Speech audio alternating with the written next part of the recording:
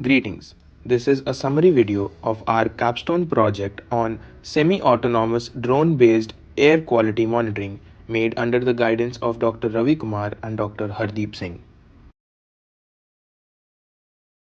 Greetings, this is group number 45 and this is our team. My name is Sukrit Sethi and I'm from ENC branch. My name is Garvit Mittal and I am also from ENC branch. My name is Chirag Arora and I'm from ENC branch. My name is Aashima Garg and I am from ENC branch. My name is Lakshay Vats and I'm from ENC branch. Thank you. The flight mechanics of a drone, including how it takes off and how it achieves the different angular motions of pitch, roll, and yaw. Drones use BLDC motors, which are outrunner types with the propeller blades attached to the cover of the motor. Each cross section of the blade produces a lift force when air flows over the blade due to airfoil principle. The four propellers rotate at the same speed but in opposite directions to cancel out reaction torque and achieve stable drone operation.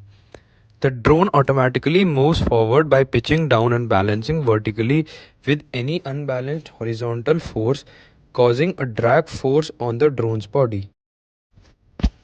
Okay, so in this video, we showcase a master and slave drone configuration created in Unity 3D. This simulation allows users to dynamically adjust the mass of both the master and slave drones, providing a customizable and realistic experience for testing different flight scenarios.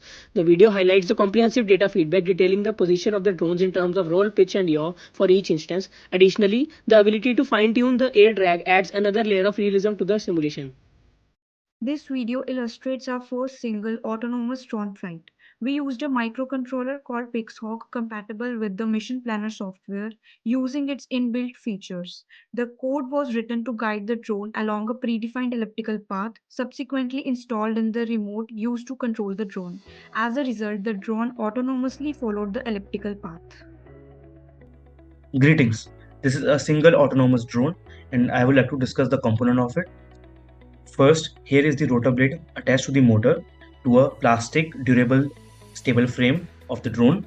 Second is the GCS module, which is used for various functions: position hold, autonomous flight, and return to home.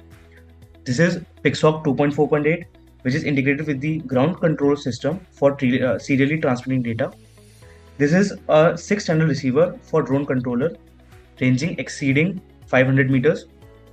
This is a telemetry transmitter, which is used to automatically collect, transmit, and measure data from remote sources. Here is the LiPo battery at the base of the drone.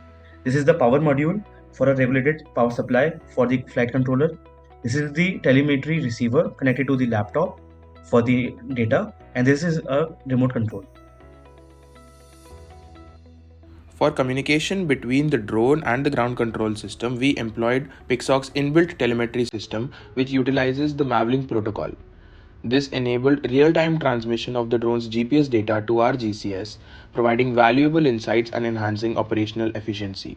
Further on, we plan on using the same connection to transfer different sensors' data also.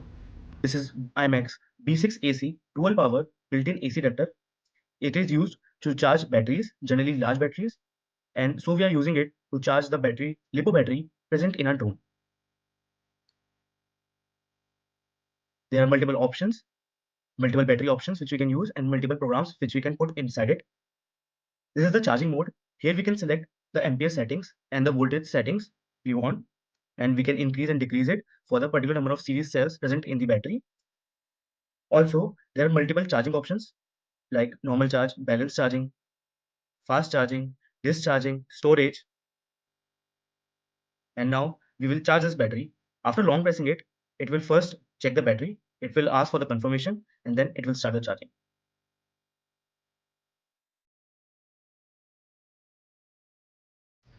This is a Prana SO2 sensor with a measuring range between 0 to 20 ppm and can operate in minus 30 to 50 degrees Celsius. It works on the electrochemical principle, and electrochemical sensors are very sensitive to SO2 gas changes, which makes them an ideal choice for indicative air quality monitoring. The second one is a NO2 sensor with a measuring range between 0 to 5 ppm and can operate in minus 40 degrees Celsius to 50 degrees Celsius. As they are in testing phase right now, you can see there is a rheostat on the left hand side and a power supply in the center, and in the right hand side we are visualizing the output wave. Currently, we are working on driving serial data using Pixhawk and integrating cloud storage to our telemetry system. Thank you.